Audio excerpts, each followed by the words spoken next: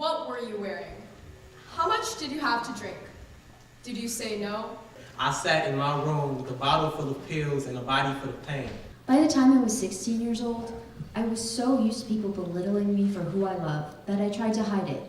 But these high school students are not hiding anymore. They found their voices through Project Soapbox, part of the Mikva Challenge, a nonprofit that encourages civic engagement in young people.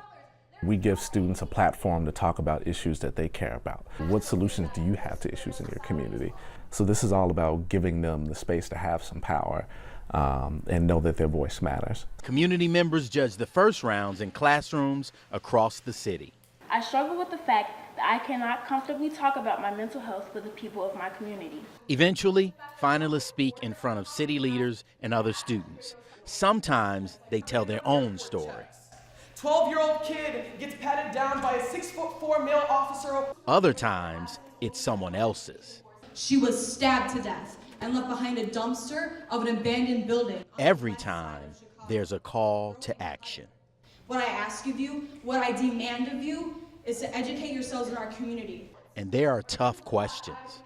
2/3 of us are afraid to be around people with special needs. That means that many of us here in this room are afraid to be around somebody with special needs. Are you one of them? The competition helped finalist Rayvon Savary find his strength after a rough ride. When I was a sophomore, I broke my leg, I lost my older brother. It's a whole cycle of things that happen.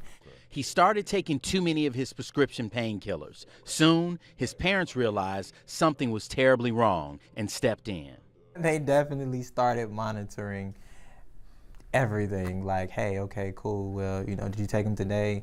You're not, overusing them, you're not abusing them, are you? Asking me questions, starting conversations with me. Through Project Soapbox, Rayvon's now having conversations with other young people.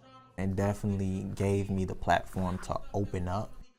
And it really let that story go because I was holding it in to myself for so long.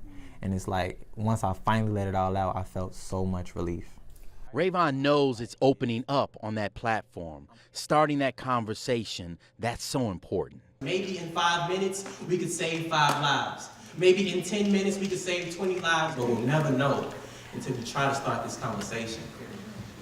So I ask you right now, look to your neighbor and say, start the conversation. Start the conversation.